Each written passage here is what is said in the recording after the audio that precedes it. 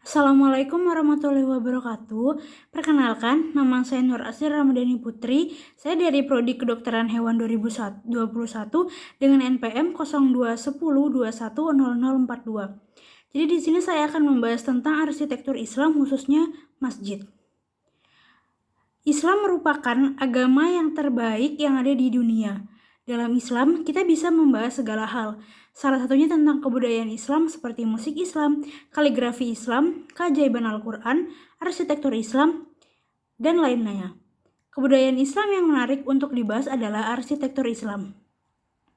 Arsitektur Islam sendiri merupakan terminologi arsitektur yang membentang dan berevolusi dalam kultur muslim yang membentang sepanjang sejarah Islam.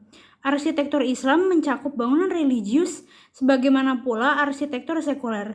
Ekspresi yang dikedepankan pun bervariasi, dari ekspresi klasik hingga modern.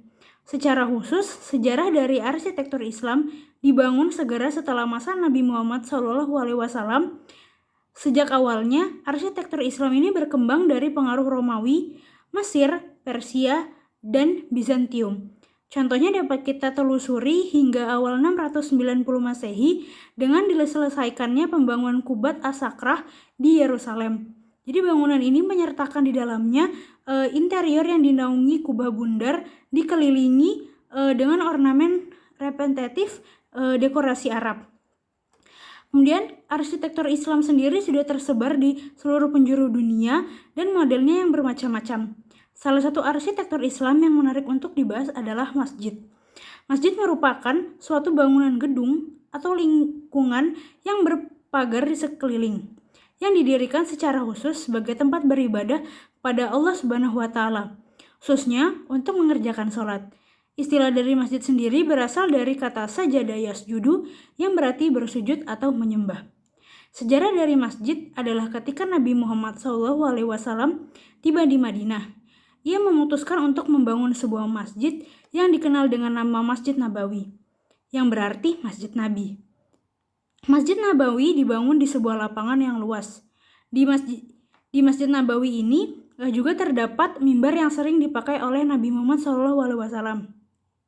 Masjid Nabawi ini menjadi jantung kota dari Madinah saat itu. Masjid ini digunakan untuk kegiatan politik, perencanaan kota, dan menentukan strategi Islam, serta untuk mengadakan perjanjian.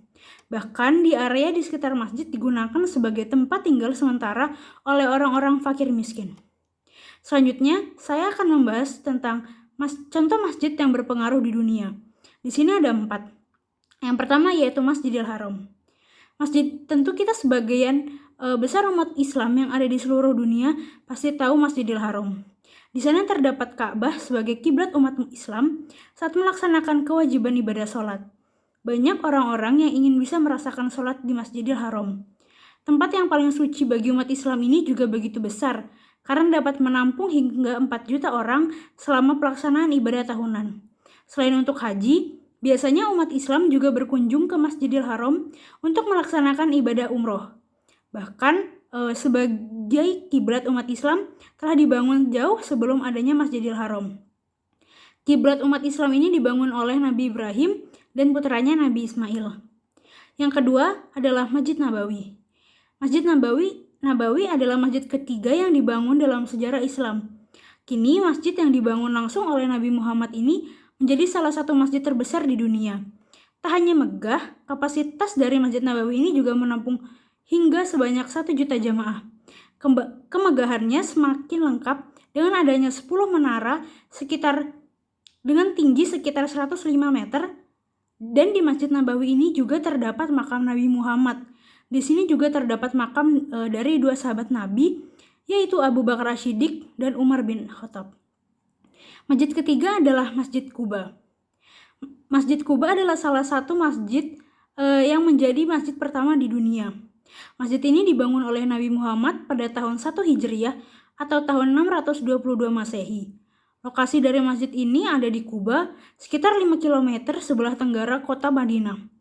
Meski merupakan masjid yang tertua di dunia, Masjid Quba ini tidak sebesar Masjidil Haram dan Masjid Nabawi yang bisa menampung hingga lebih dari 1 juta orang.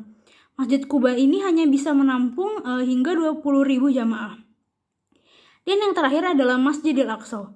Masjidil Aqsa ini berada di Yerusalem yang merupakan salah satu situs sejarah umat Islam. Masjidil Aqsa ini pernah menjadi kiblat umat Islam sebelum berpindah ke Ka'bah di Mekah seperti sekarang.